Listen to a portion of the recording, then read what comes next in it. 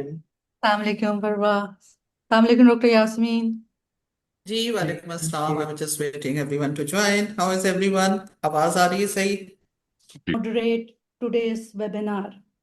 Dr. Yasmeen Sabeeh Qazi is a distinguished leader in reproductive health and social development with over 30 years of experience at national and international level. She has served as a senior country advisor to both the Gate Foundation and the Packard Foundation, managing a grant portfolio of more than $100 million and championing women and girls' rights to quality health care. Her leadership and innovative approaches have significantly advanced reproductive health initiatives in Pakistan. Her contribution include strengthening standards of care, developing comprehensive management information systems, and fostering effective partnership among government, institutions, civil society organizations, and development partners. Now over to you, Dr. Sabeeh Qazi. Thank you, Roshan, and thank you, uh, everyone, for joining us today. We are hoping to have an exciting conversation with a host of galaxy of experts like you online, but especially with the speakers that are in list. So before we begin today's session, I also want to add few, context setting, why are we doing this and why this.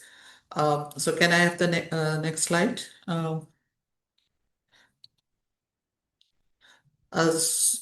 as Roshan has started the conversation by talking about the title that we have kept, just to go back to a little bit why this title has been kept for today's webinar. By the way, we are the technical working group of SBC Community of Practitioners that was established like 4 or 5 years ago, and I have the honor to be one of the co-creator for that with my colleagues at Pathfinder. And we are very happy that it has really evolved into a bigger community of practitioners. And we have now UNICEF, who is holding the secretariat. They are the chair, and the co-chair is still with the Pathfinder. So I want to acknowledge, and you'll see their logos that's why being displayed. So today's, I mean, this is statistic. I want you, all of you to stay with it, although it's going to change as you will hear from the technical discussion, technical opening speaker.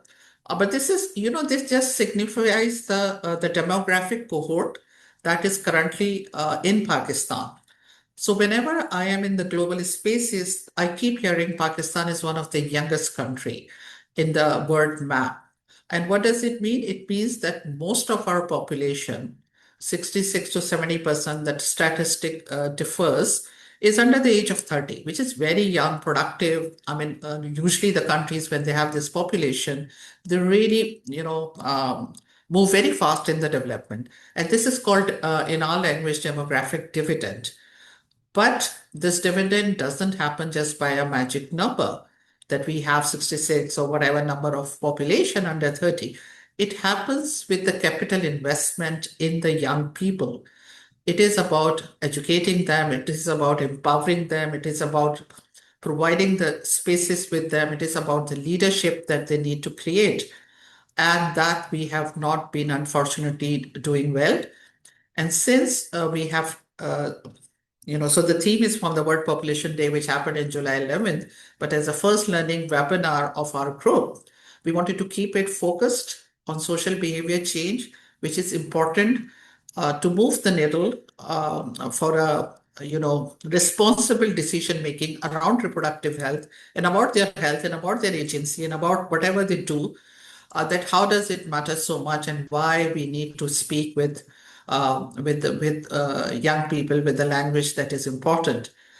So the choices this generation makes about when and how to start their families will shape Pakistan's future for decades to come. So this webinar exists to make those choices better informed. This is one of our tiny effort, and I hope it is successful. Next.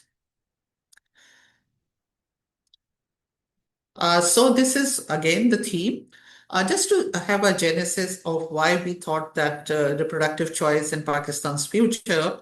and empowering young people to create the families they want is important, because this format that we have created in this 1 hour, which I'll come to in a minute to in my next slide, is about creating a coherent narrative that moves seamlessly across key development dimensions.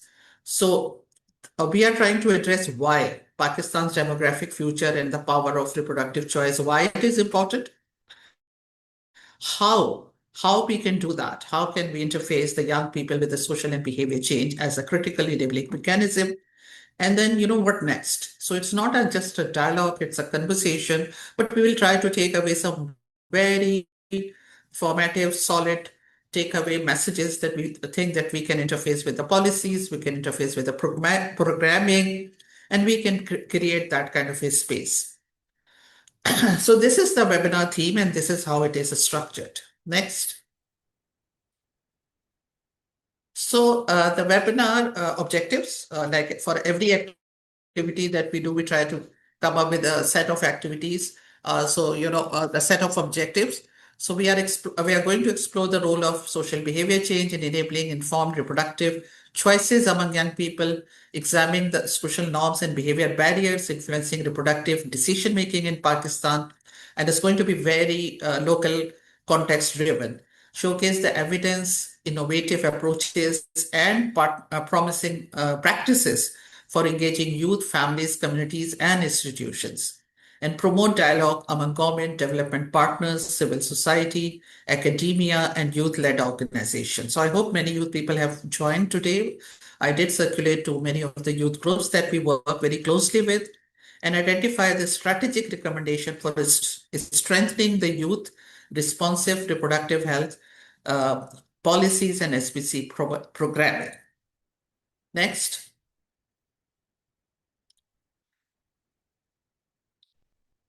So what do we expect? So what are the expected outcomes? So we are expecting to develop a shared understanding of the role of SBC in advancing the youth reproductive agency, because we have been talking for a very long time about the supply side for making any intervention impactful, which is of course remains a critical key. But we have very recently started talking about the demand creation and having a positive demand for behavior change to adopt these practices, and that is what we are going to stress today. And hopefully we'll be able to do that. Identify the priority social norms and behavior change, behavior barriers affecting the young people's reproductive choices, share the promising practices and innovative approaches, and generate evidence-informed recommendations for strengthening the youth responsive policies, and then build the consensus on the priority actions for strengthening SBC programming, and then identifying the opportunities for collaboration. I hope all of you who are connected today would see that with the different peer organization, but also with the government partners, with academia, and with other players, and especially the youth-led organization. So very quickly, this is the agenda for today. This is how we want to utilize the 1 hour, and we hope to stick with the time. We'll begin with an expert perspective, which will be led by Dr. Xaher Gul. Then we have a very high-level panel dialogue about expert speakers who would be talking about, we'll put some question about the choices, voices, future youth leading family planning narrative. We hope to have a time left for interactive question answer and open floor discussion, but I'll encourage all of you to start putting up your comment questions in the chat box as we go along. And then there will be, of course, a summing up, key messages, call to action, followed by vote of thanks. Next. So now we will begin with the technical section, which is setting the evidence base, empowering young people through reproductive health choices. And for that, who could be better than Dr. Gul, who is with us, Dr. Xaher Gul, who is double doctor. He's an MBBS doctor and a PhD doctor. I call him double doctor. And he has more than 25 years of experience advancing sexual and reproductive health and agency, family planning, gender, primary health care. There's so many clapping for you, Dr. Xaher Gul, and social and behavior change. through teaching, research, policy engagement, and the design and implementation of health system programs in Pakistan and beyond. I'm very proud to say and privileged to say that Dr. Xaher has been associated with my organization Catalyst from the very beginning, and everything that we do on social behavior change is usually strategically led by Dr. Xaher. And he's our technical advisor for program design, especially for SBC, but he's also a visiting faculty of Agha University, and he's an advisor for them for health system reforms. He has had a long career, starting with Army as an institution. He has been with lead reproductive health organization like Medistop Society, Pathfinder, and then he's also been the General Secretary of Reproductive Population Association of Pakistan. Dr. Zahir Gul, over to you. Thank you, Dr. Yasmeen and colleagues. I know we're running a little bit behind time, so I'll jump right into it. And thank you for that very generous introduction. All right. So when I received the brief for this program, I realized 10 minutes was both a blessing and a trap. It is enough time to make one argument, but not enough time to wander around every familiar talking point, and this is a huge field. And because the brief said evidence-informed, I'll confess the nerd in me became slightly too happy. I decided it was not enough to rely on my residual thinking from past work. So I went back to the evidence and asked, what does the science tell us young people need at each life stage to become healthy adults capable of making informed reproductive choices? And yes, I will use the term young people generously, including those of us who still refuse, at least emotionally, to leave the 25 to 29 cohort. Next slide, please. So after receiving the brief, instead of going straight to communications or campaigns and SBC, I asked a sequence of questions. First, what is the scale? And Dr. Yasmeen mentioned a little bit of that. And second, what do young people need to develop well? Third, who is responsible for making those conditions possible? And finally, can we diagnose where those responsibilities are failing? That sequence is what will guide the rest of this talk over the next few minutes. Next slide, please.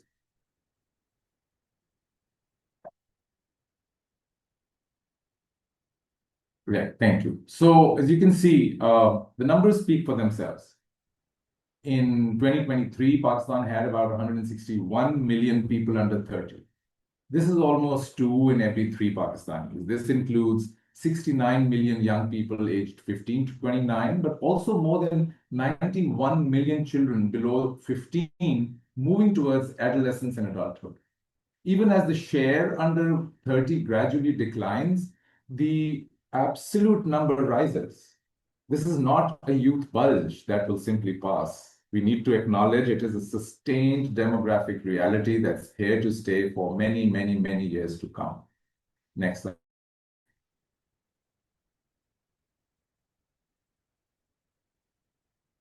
Right. So another way to understand the scale of what we're talking about is to look at the flow across life stages. Every year, roughly 5 million people enter late adolescence, nearly 5 million enter their early 20s, and around 4 million enter the phase where work, marriage, household formation, and parenthood become more likely.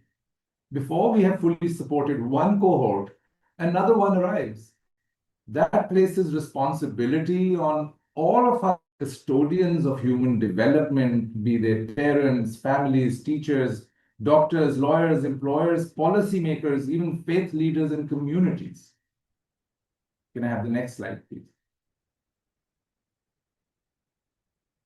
The evidence that I looked at when I was trying to figure out, okay, what is it that drives these good outcomes? It points to a fairly stable set of needs that represent a set of guarantees. I want to use the word guarantees carefully. I do not mean that any single input mechanically guarantees a perfect outcome. I mean the minimum conditions that evidence consistently shows should be assured if we want positive outcomes. And of course, once you ask a nerd for an evidence-based presentation, we're just asking for trouble because we start making frameworks, indicators, and lists But these lists matter immensely. The evidence describes health, safety, learning, connection, agency, and meaning for overall well-being, with knowledge, autonomy, equitable relationships, respectful services, as well as means and continuity for reproductive well-being. Can I have the next slide, please? These guarantees are stable in principle, but they change in expression across the life course. In early life, the emphasis is on survival, growth, learning, and protection. In later adolescence, it becomes confidence, skills, belonging, and preparation. In the 20s, the issue becomes navigation, work, relationships, care, and the ability to make consequential decisions. So a system that treats youth as a single group is already missing the point, because youth are not monolith. They are across their life stages. Next slide, please. Reproductive well-being as a sub-dimension under overall well-being does not begin at the point of contraceptive adoption. It begins earlier, as early as infancy, and with bodily integrity, protection from abuse, puberty readiness, gender socialization, and the confidence to ask for help without shame. By later adolescence and adulthood, these foundations become the basis for consent, confidential care, contraception, timing, spacing, and healthy family formation. Next slide, please. Once we've defined the guarantees, the next question becomes obvious. Who is responsible for ensuring these guarantees? Young people are not isolated decision-making machines. Their choices are shaped by families, communities, institutions, services, laws, budgets, social approval, and stigma, to name a few. As custodians, we all carry part of that responsibility within us. The state has formal obligations, but families, communities, and institutions also shape whether those obligations are felt in daily life. Next slide, please. So these guarantees then translate into responsibilities, and these responsibilities themselves also evolve over the life stages. For younger children, protection and nurturing dominates. For adolescents, guidance must be combined with growing autonomy. For young adults, support must not become control. That distinction is essential in reproductive health. Supportive involvement by families or communities is valuable. Coercion is not. Next slide, please. To avoid this remaining a moral statement only, we can ask what to measure at each life stage. This matrix shows some illustrative indicators for the overall well-being guarantees. I do not need to present every statistic today, and I did do this over the last few days. The point is that each guarantee can be diagnosed by stage, and the same evidence can tell us where the responsibility is not being fulfilled. Next slide, please. When we translate these into simple scorecards using the indicators and their scoring, the pattern is not very reassuring. You don't see a single green box in sight. This is deliberately crude and visual at this point, but it shows the diagnostic logic. Girls and boys experience different deficits. Girls often carry sharper failures in education, safety, autonomy, and later livelihood pathways. Boys often carry risks around violence, injury, hazardous work, and poorer help seeking. The point is that many young people do not enter the next stage with the guarantees that should already have been delivered in the previous stage. And this chart shows that. Next slide, please.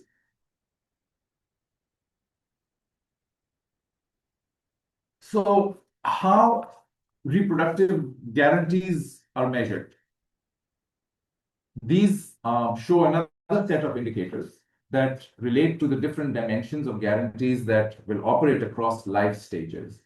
Each of these, as you can see, is linked to a potential indicator that's presented on the screen. And many of you will be very familiar with these indicators and you will know where to get these data from. And I looked at existing sources to see how we can bring these together. And that resulted in a second scorecard, which looks at how well these reproductive guarantees are being delivered for young people. Next slide, please. This second scorecard shows why reproductive well-being must be understood more broadly. A method-use statistic alone cannot tell us whether the decision was informed, whether it was voluntary, supported, or safe. Reproductive choices rest on knowledge, autonomy, equitable relationships, confidential services, practical access, and continuity. If these guarantees are weak, outcomes will be weak, and the burden of that failure should not be placed on young people. As you can see on this slide, young girls and women are not faring too well in terms of the guarantees being accorded to them. Autonomy and consent across the board, equitable are scoring really low for both sexes. And we may look at this chart and think that, girls are not doing so well in what is being given to them. The boys are not doing too great either because they also don't have a single green score in sight. Next slide, please. Responsibilities that stem from these guarantees in terms of what responsibility each entity or custodian bears can also be diagnosed by life stage. And the questions really is that are families investing equally, communicating and protecting? Are communities reinforcing dignity or stigma? Are institutions safe and confidential? Is the state financing and enforcing the systems it has committed to provide? The scorecard asks, who had the responsibility to make better outcomes possible for young people across their life stages? Next slide, please. This scorecard is the bridge to action. The first two scorecards showed us what young people are experiencing in terms of failed guarantees that will drive outcomes. This one helps explain why. If a guarantee is weak, it usually means a responsibility is weak and unfulfilled somewhere in that ecosystem. Maybe families are unsupported. Maybe communities reinforce stigma. Maybe institutions are judgmental. Maybe the state has not financed or regulated things that it has to. Or maybe society just finds it's easier to blame young people rather than to examine its own failures. And you can see where the failures are by life stage. And these are estimates drawn and conclusions that I have drawn based on the data and the indicators I just showed you in the previous slide. Next slide, please. Now, this is the core shift that we are looking at. Instead of asking why young people make bad decisions or poor decisions, we ask which guarantee is not being fulfilled and for whom, at what stage, and which responsibility has failed. A learning gap is not only a student problem, an autonomy gap is not only a girl problem, an access gap is not only a client problem, it is a diagnostic window into the ecology around choice. Next slide, please.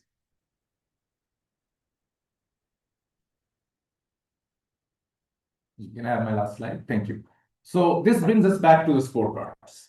If these are the scores we want to change, then we must change the knowledge, relationships. We must shift the norms, institutional practices, and we must improve service experiences and policy conditions that produce them. That work is social and behavior change. It is not a component to be added after clinical, educational, legal, or economic work has been done. It is the logic through which these investments become meaningful in people's lives. Every year, millions more enter these stages. Eventually, they will join the remaining third of us Pakistanis who have already crossed over into middle age with our aches and pains, expanding waistlines, and ever decreasing near vision. The question is, what kind of adults they become, and whether we, as custodians, have fulfilled our responsibilities while their futures were still being formed. Ladies and gentlemen, this is social and behavior change, and that is why it is critical for improving reproductive health outcomes amongst young people and improving agency. Thank you so much. Thank you, Zahir. You get a brownie point for finishing not in time, but a bit early. Thank you so much. So thank you, Dr. Zahir, for setting out the evidence so clearly and reminding us that Pakistan's demographic future will depend significantly on whether young people are supported. You're getting a lot of applause to make voluntary, informed, and healthy reproductive choices. We will now move from the evidence to lived realities, the program experiences, and policy action that can help transform this vision into practice. And this is our next technical session, which is going to be a panel dialogue, the choices, voices, and future, youth leading Pakistan's family narrative. So the choices, of course, emphasizing the reproductive choice and informed decision making, voicing, because we need youth voices to highlight their participation needs to be not just a tick box, but really meaningful, the agency and the leadership. And then how do we connect individual choices to Pakistan demographic dividend, healthier families, and national development? Next. Okay, so meet the speakers. We have, fantastic set of speakers here. I'll be very briefly because they are all very accomplished professionals. So you briefly say about them. So we have Farwa. And he is in public health company, which work with the government donors to strengthen the health system through the communication at UNFPA. She's a media and communicationist with over 18 years of extensive experience designing and impact at work. She's sitting at the Russia Faheem, who's the senior program advisor, and she is also advocates and social behavior change at Pathfinder, strengthen the health system, policy, digital innovation, and evidence-based approaches to family planning and behavior change. We have Raheel Waqar, who's the CEO of Think First. Raheel Waqar is a futurist and behavior change specialist with 25 years of experience and working at the intersection of behavior science, human-centered design, future thinking, and community development. And he's the founder of White Rice Impact, Pakistan's first dedicated SBC and Human Capital Development Agency. So we have this, great speakers with us. Just a next slide to talk about how, yes. So we welcome your question for our expert panel. You can submit in writing in the question and answer box. You can ask live question by raising your hand when we open up after this panel, and then you can, also there will be a queue order and we'll be addressing what comes first. Can we go back to the speakers slide? Thank you. So my first question is to you, Farwa, and I would like to begin by asking you what one policy, program, or investment would have the greatest impact in enabling the young people to make informed reproductive choices over the next 5 years? I know I'm just putting you on the spot in the beginning because I think you have enough bandwidth to handle with this. Over to you, Farwa. Thank you very much, Dr. Sabeeh. And I think Dr. Gul has shown us the diagnosis really, really well. And I think there's a lot of food for thought in those slides, which require, I think, another week of deliberation. But coming back to your question, I think I'd like to give a very specific answer because I think this we often answer this question very broadly. I believe, Dr. Sabeeh, that making voluntary right-based family planning a routine service standard at every point where a young woman already meets the health system, may it be antenatal care, delivery, postnatal care, post-abortion care, childhood immunization, or the lady health workers visit, might be our quickest answer to this question. One guarantee is that at each contact that she is offered, confidential counseling, a genuine choice of methods, same-day provision where appropriate, and follow-up. This ensures that she remains entirely free to accept, defer, or refuse. We assume that the problem is that we cannot reach young women, but roughly 397,000 adolescent women give birth in Pakistan every year. They're already in contact with the system. And a metric that really amazed me was that 73% of infants get their third DTP vaccine, yet only 29% of mothers are using modern family planning at 6 months postpartum. What it means is that the system is reaching her, it's just not speaking to her. The policy direction, of course, already exists from the Planning Commission with programs like Naya Kadam. So the gap is not intention. I feel that the gap is institutionalization. And the real question is rarely about the poor choice made by a young person. It is also about the system component that fails to serve its purpose. And this is precisely the gap I think we should be looking into. And to complement what I'm trying to say here is that and this has been proven with evidence. In rural Sindh, I think just a year ago, the Sehtmand Khandan project integrated family planning into existing MCH and immunization services in Matiari as full package. And we saw the results. In 15 months, the modern contraceptive usage rose by 11.7% against the control district. So nationally, this figure has barely moved a point in 15 years. So I believe that one structural investment is to turn every existing contact into a dependable opportunity for voluntary informed choice. It's not a target to accept a myth, but a guarantee that this. Thank you for this is great. Saying the women should be contacted counsel whenever they have a touch point in the health system, not that you're waiting for them to come and ask. And the second thing you said rightly, that it is not enough to have a system there, it needs to act also. So thank you for that. I'll go to Mariyam now. Mariyam, you are at UNFPA and you have this sharp eye not only on national but the global and regional experiences. We keep hearing about the youth-friendly health services that reinforce positive behavior change and inform reproductive decision-making. But we would like to hear from you. What is UNFPA position, and have you seen this happening, especially in the country? Yeah, over to you, Mariyam. Thank you, Dr. Yasmeen. Thank you, everyone. Thank you for giving me the opportunity. Can you hear me? Am I audible? Just checking the system. Thank you. Okay, so I'll go back a little bit on Xaher Saab has, brilliantly spoken about how, he has set the tone. But allow me to go back a little bit on how reproductive choices of young people actually matter for the nation.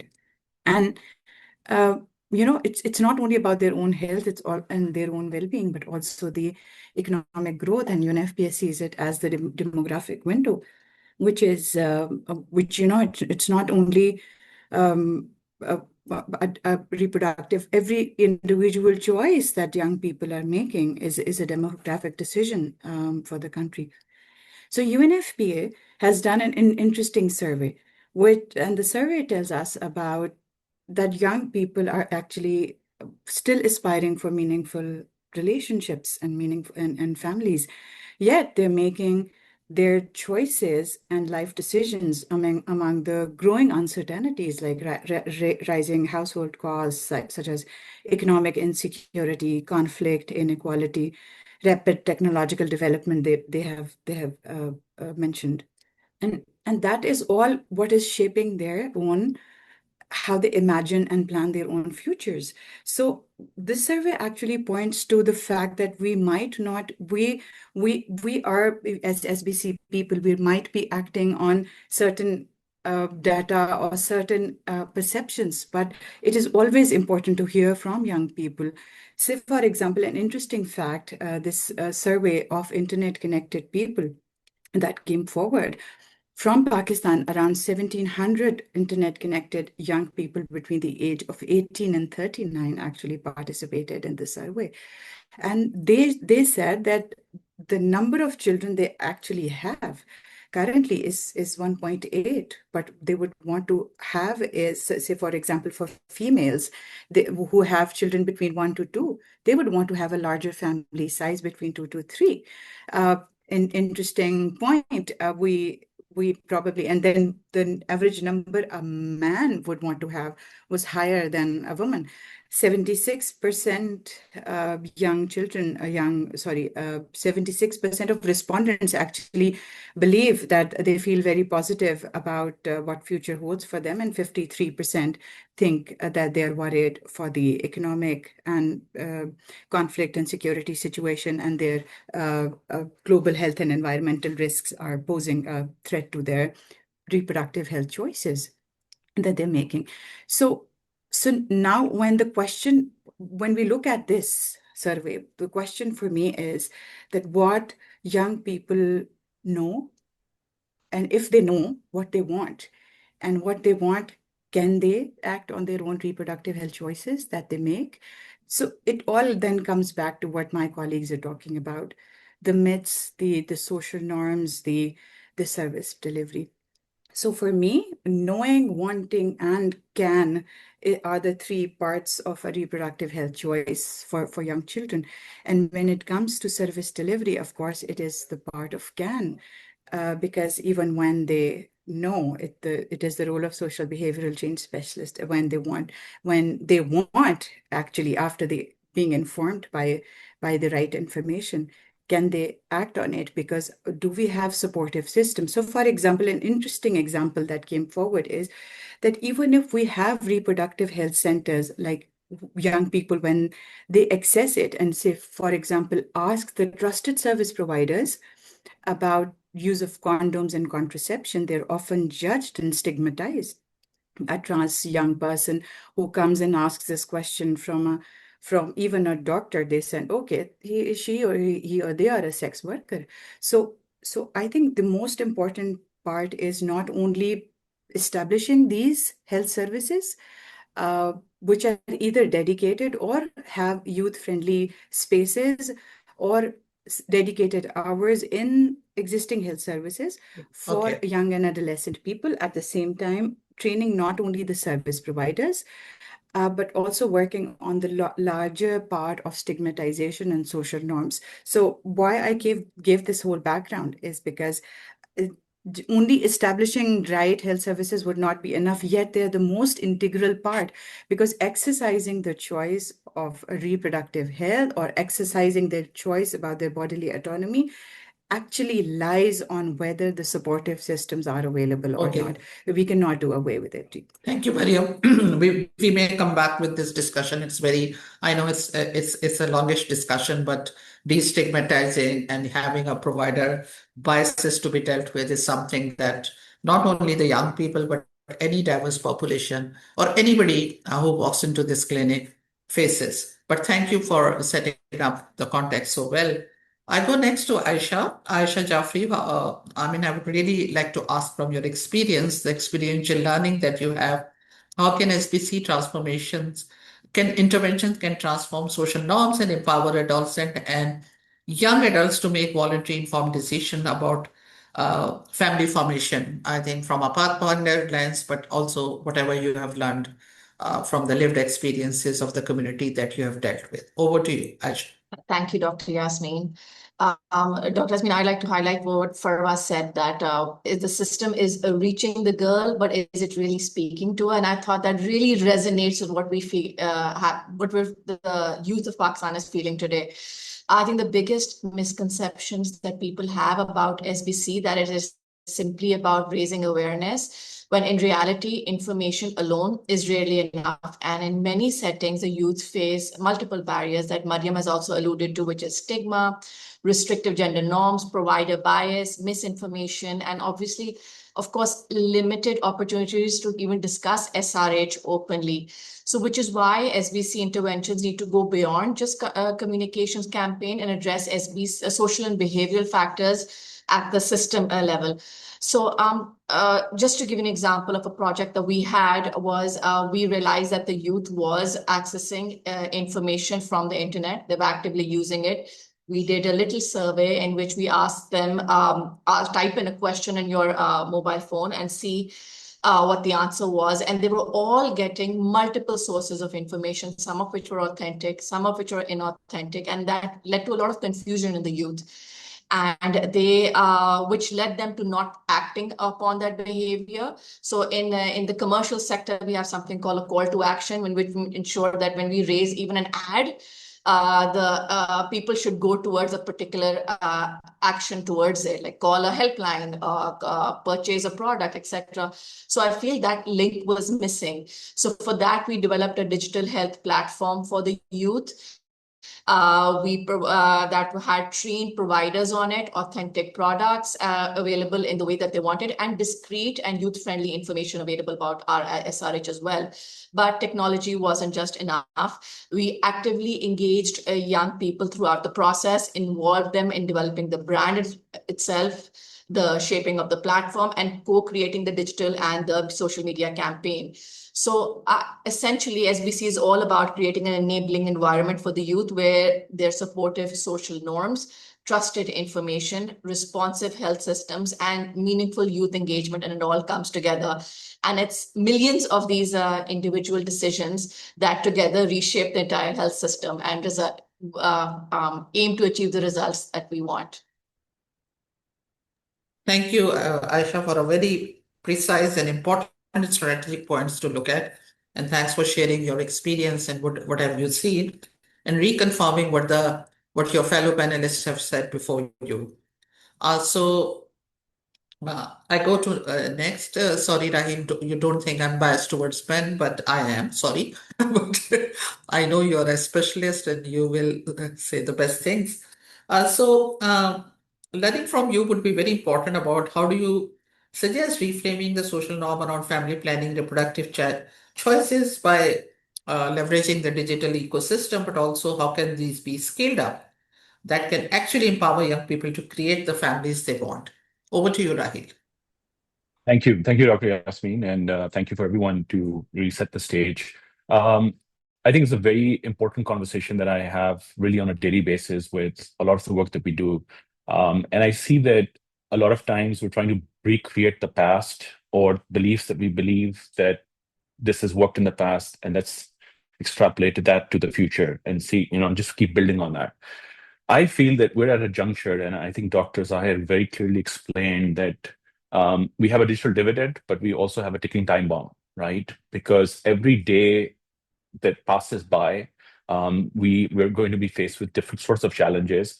And we know that there are things that are beyond right now, that are beyond our human existential challenges, which are climate change, AI now coming to the board.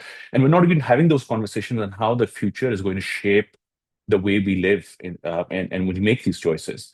What I completely believe is that reframing is a very important part to this. A lot of the work that I'm doing right now is around future foresight and future literacy. And we've done these exercises with at least thousands of families by now on different topics, where we've helped families and young people envision what is the future they want to see.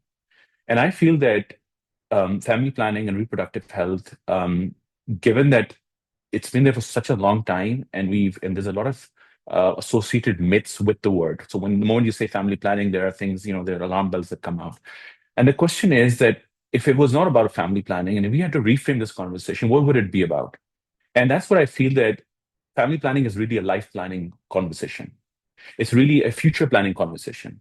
And unless we don't give the young people the agency to co-create that future, to design the future they want to live in, we won't be able to really make a significant stride in this discussion.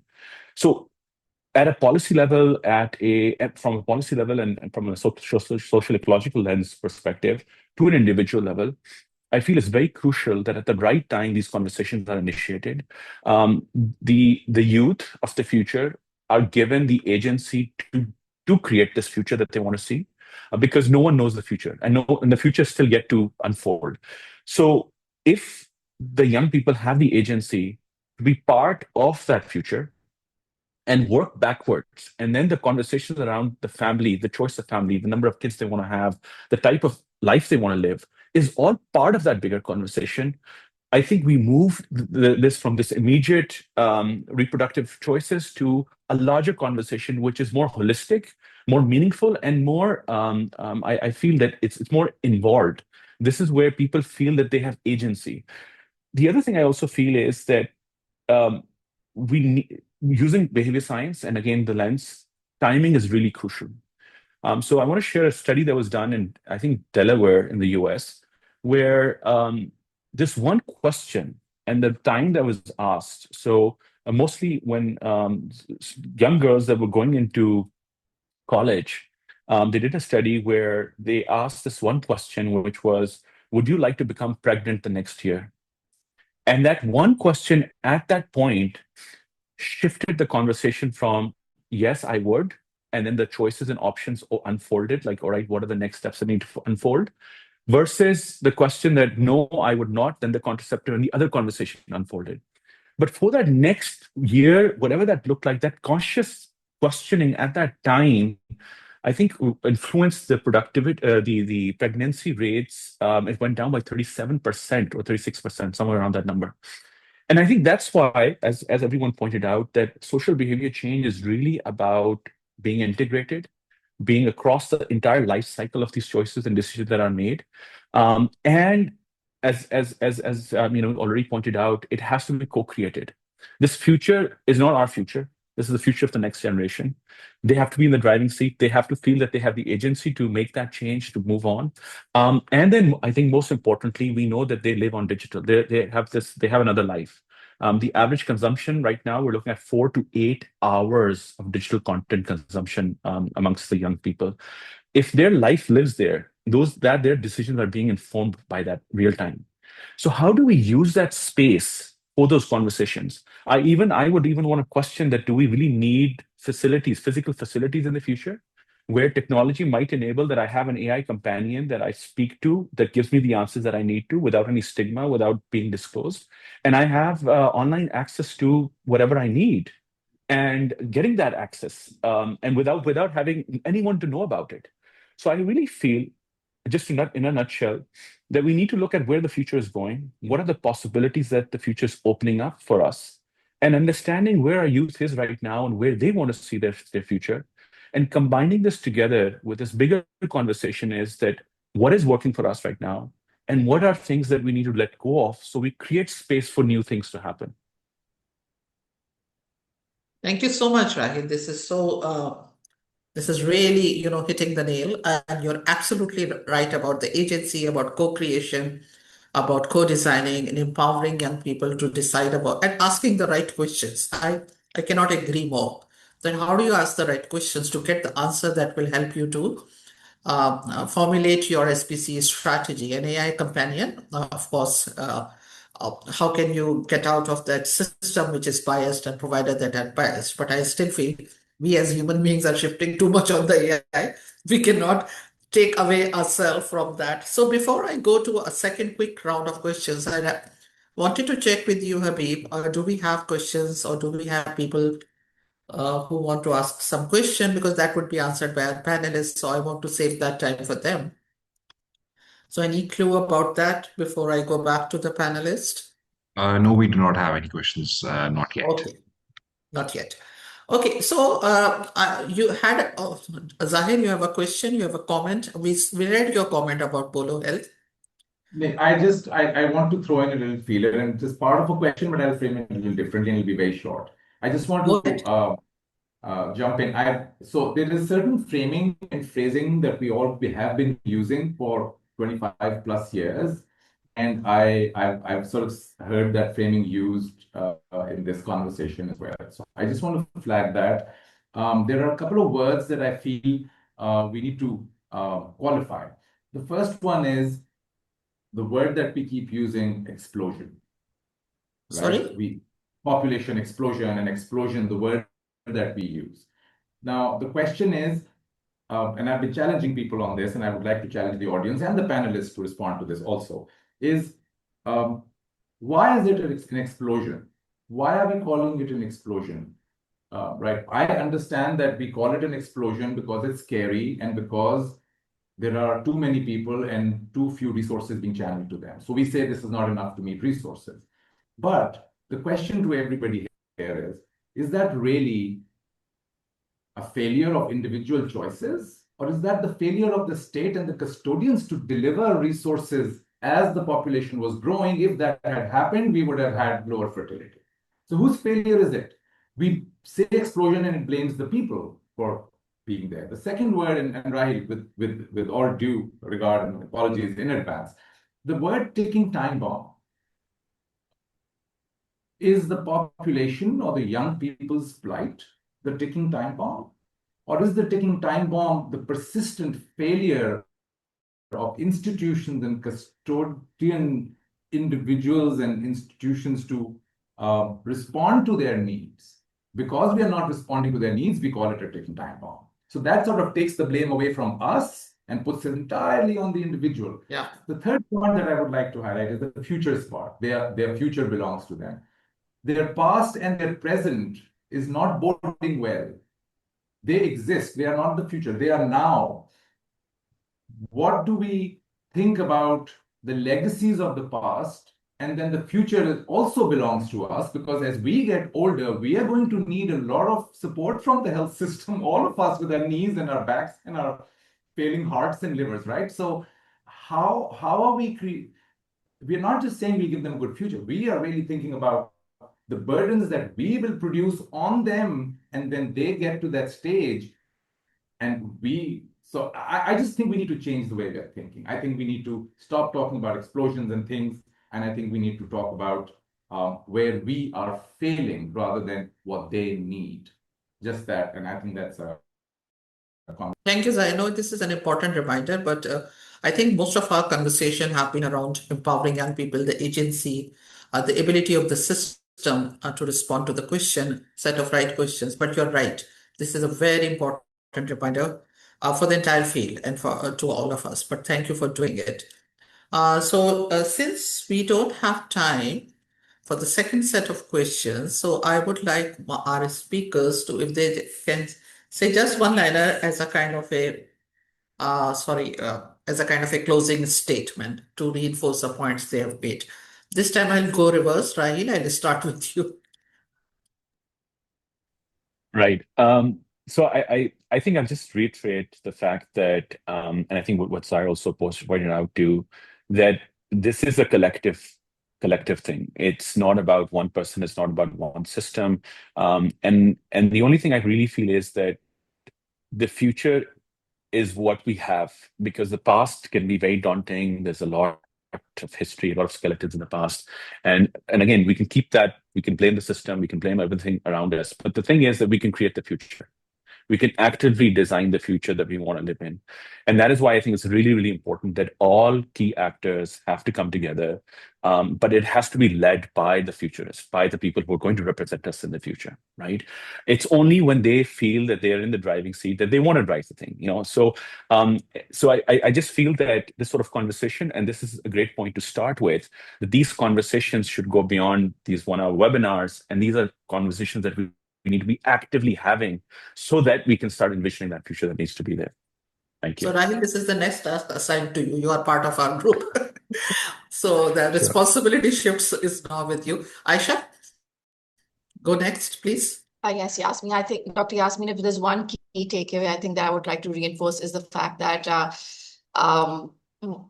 what we have all the pieces of the puzzle in front of us in terms of Pakistan and all the programs. What we really need right now is to ensure that the systems that we have, they work together. So a coordinated national family planning program that brings policy, social behavior change, service delivery, and social protection together as a coordinated program and push that we have. I think that would be the best thing that we can do. Thank you. Thank you for always being very precise and the right point. Thank you, Ayesha. I'll go next to Mariyam. Thank you, Please, Dr. one-liner, not much time.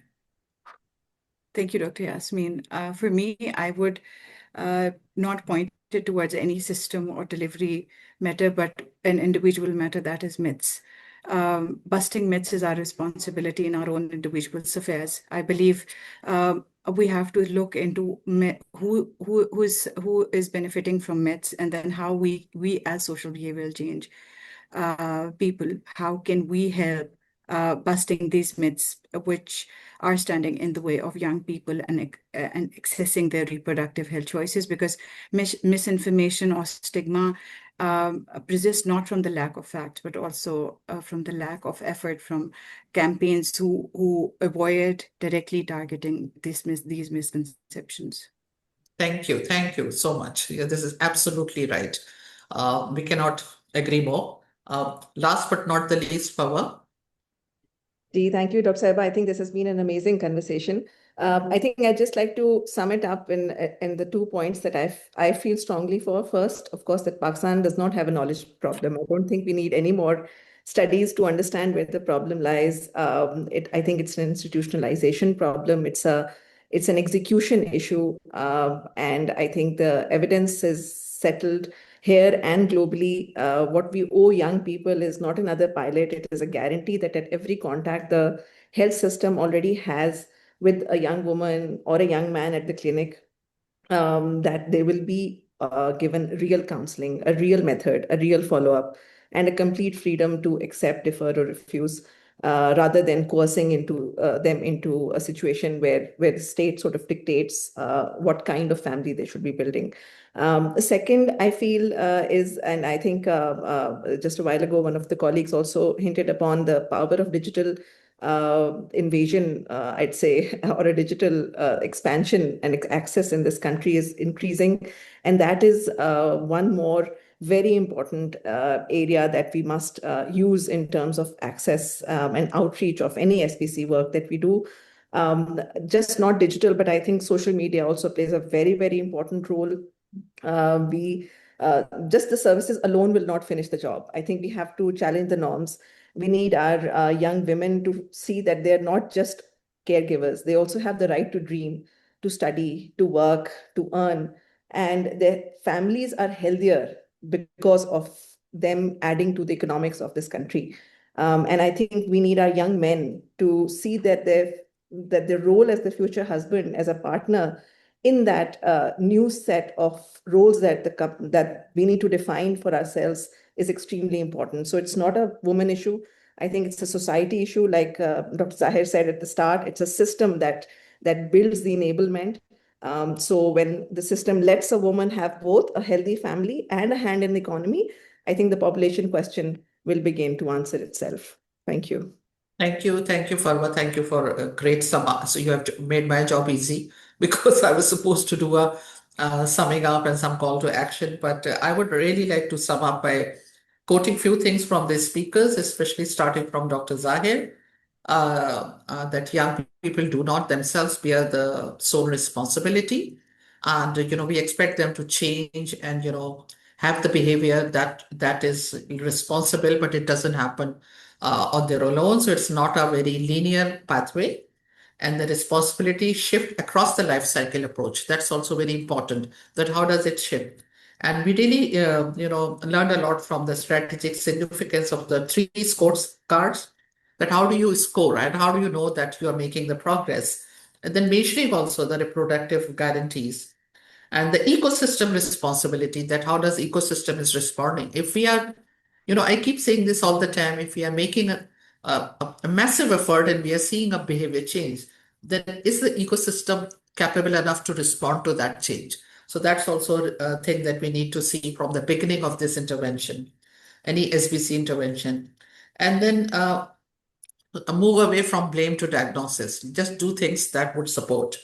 And then, of course, our panelists I've already said few of the things that how use every contact in the health system for a woman to get engaged, use the right framing, ask the right questions, and then, having the providers and having the system that is unbiased, because that is something that we struggle with with value clarification and attitude transformation.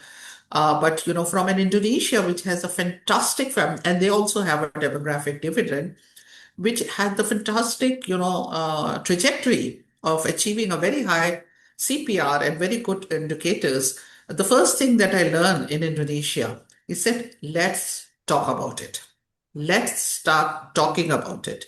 It should not be just all of us who are here and many of us who work in this field. Everyone should talk about it. So, the first rule of the communication that you talk about it, you keep repeating the messages, coming from the chief minister, the prime minister, the peers, even a taxi driver, when he's taking a passenger, he says, oh, how many children you have? Do you use contraception? I was stunned. So they have made that communication, make a conversation, start talking about it. So I think this is very important. And then, of course, we have heard about, how it is important to have that kind of a system that should support and the agency of the young people, that they should be co-creating, co-designing the spaces where they are working. So these are all very, useful takeaways. And I feel that, we can say that some of the call to action, which I quickly put down, that place young people voices and lived experience at the center of policy and program design, and this we can present. Invest in evidence-informed social and behavior change approaches alongside accessible, high-quality reproductive health services. And then build sustained collaboration among different players, which is government, development partners, civil society, researchers, communities, and most important, young people itself. Youth-led organization. And the voices of the young people are able to, they will shape it today, but they have to lead the process. We can't just ask them to sit at the, what I have seen in the country and in many countries, they're just there to tick the box. Yes, we are involving young people. They're not given the power to influence the dialogue. They're not given the power to shape the conversation. So they have to be active. They should be leading, of course, with the support of others, but they are the one who should be leading all of that. So I think this is that 1 hour is such a short time for such a important discussion. But like I said, it's going to be it's the first series of our learning session, and this group has taken the lead, and we will continue to do that. Vote of thanks is by Roshan. But I want to acknowledge Rayn, of course, for providing the excellent technical support. I want to acknowledge my colleague, Dr. Iftikhar Ahmed, who has done a lot of technical, hard lifting. And since Qazi Catalyst is architect of this, I would love to have your feedback about what has worked, what has not worked, how could we do better, because it's a learning cycle, it's a learning session, and we can definitely do better maybe next time. But from my side, thank you to everyone. Thank you to speakers. Thank you to everyone. And now for a formal note of thanks, I would like to hand it over to my very capable General Secretary of our group, Roshan Fida from RIZ Consulting. Roshan, floor is yours. Thank you, Dr. Yasmeen, for your excellent presentation. As we have short on time, and I would like to conclude today's webinar with a few closing remarks and vote of thanks. As we conclude today's webinar, I would like to extend my sincere appreciation to all of you for your valuable participation and contribution. Today's discussion has reaffirmed the importance of empowering young people to make informed reproductive choice and highlighted the critical role of social and behavior change in fostering supportive families, communities, and systems. On behalf of the Technical Working Group, Family Planning, RMNCH, Community of Practice, I would like to express our gratitude to Dr. Yasmeen Sabeeh Qazi for her excellent facilitation, not only facilitation of this, but your leadership for organizing today's webinar. I would further extend our appreciation to Dr. Agha Zahir Gul for his keynote presentation, for setting the stage with an evidence-based perspectives, and our distinguished panelists, Ms. Farwa Hasnain, Ms. Mariyam Nawaz, Ms. Ayesha Faheem Jafri, and Mr. Raheel Waqar for sharing their valuable knowledge and perspective.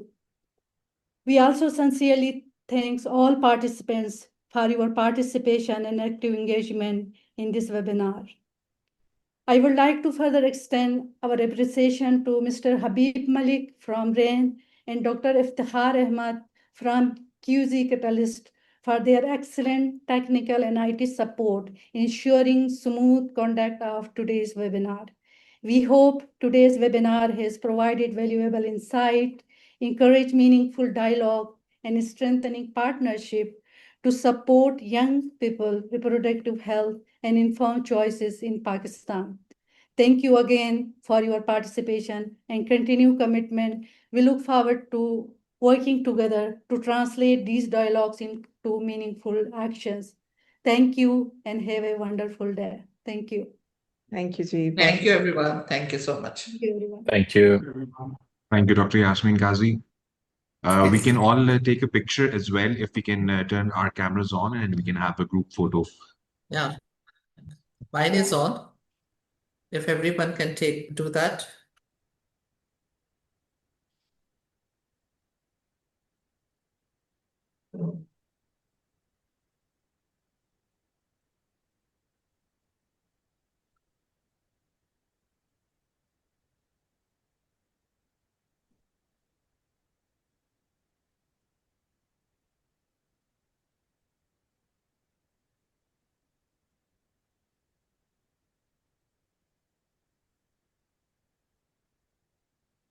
Just give me a second. I would need one more.